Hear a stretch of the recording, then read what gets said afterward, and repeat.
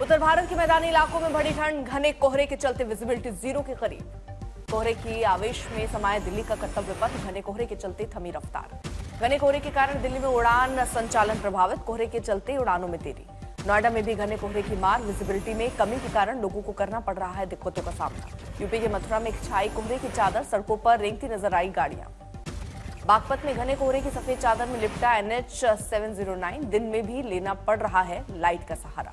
कौशाम्बी में घने कोहरे का कहर, ट्रैक्टर से बाइक सवार की टक्कर, 3 युवकों की दर्दनाक मौत। यूपी के प्रयागराज में तापमान में गिरावट के चलते बढ़ी सर्दी, कपकपाती ठंड से जनजीवन बेहाल। यूपी के वाराणसी में छाया कोहरा, कोहरे के साथ साथ पड़ रही है कपकपाती ठंड। यूपी के मुरादाबाद में घने कोहरे से विजिबिलिटी कम, सड़कों पर वाहन चालकों को हेडलाइट चलाकर चलना पड़ रहा है।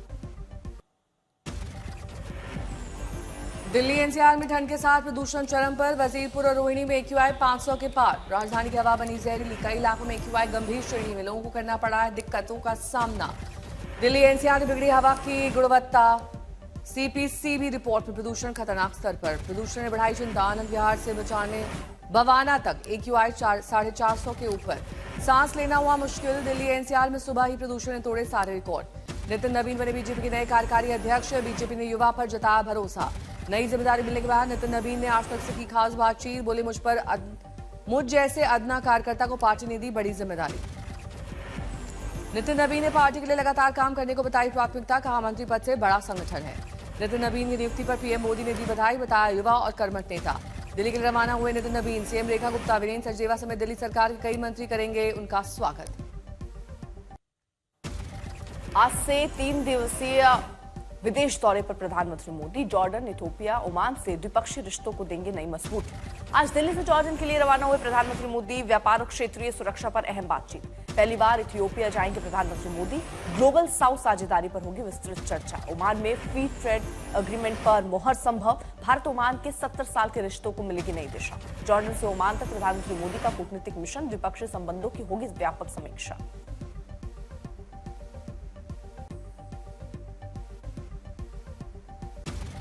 दिल्ली के रामलीला मैदान में कांग्रेस की महारैली, वोट चोरी के मुद्दे पर सरकार को घेरा। महिला कांग्रेस कार्यकर्ता हथकड़ियां पहन कैदी के रूप में आई। कांग्रेस की रैली में लोकसभा में नेता प्रतिपक्ष राहुल गांधी ने कहा, बीजेपी वाले वोट चोरी करते हैं। चुनाव के दौरान लोगों को 10,000 रुपए दिए गए। कांग्रेस की महारैली में सांसद प्रियंका गांधी ने कहा, चुनावों में धांधली हो रही है, बीजेपी और चुनाव आयोग मिलकर काम कर रहे हैं। रामलीला मैदान में कांग्रेस की रैली पर बीजेपी सांसद संबित पात्रा ने राहुल और प्रियंका गांधी पर चुनाव आयोग को धमकाने का लगाया आरोप। संबित पात्रा ने कहा, कांग्रेस संवैधानिक संस्थाओं का सम्मान नहीं करती और चुनाव प्रक्रिया को बदनाम कर रही है। बेगूसराय में कांग्रेस पर फिर बोले गिरिराज सिंह, कहा जनता ने कांग्रेस की कब्र खोद दी है। बिहार के डिप्टी CM सम्राट चौधरी का बड़ा बयान, कांग्रेस घुसपैठियों को बचाना चाहती है, मैं वादा करता हूं मुझे गृह विभाग मिला है, बिहार में एक भी घुसपैठी नहीं बचेगा। इरफान सोलंकी के घर मिलने पहुंचे शिवपाल यादव, बीजेपी पर साधा निशाना। चेन्नई में कैश फॉर पोस्ट आरोपों को लेकर टीवी के पार्टी मुख्यालय पर कार्यकर्ताओं का प्रदर्शन। आज जर्मनी के लिए रवाना होंगे नेता राहुल गांधी, 15 से 20 दिसंबर तक वहीं रहेंगे। मेसी के स्वागत के लिए की गई स्टेडियम में भव्य लाइटिंग से बनाया गया मेसी का चेहरा। स्टेडियम में एग्जीबिशन मैच में शामिल होंगे मेसी, कई अन्य प्रसिद्ध व्यक्तियों के कार्यक्रम में शामिल होने की उम्मीद।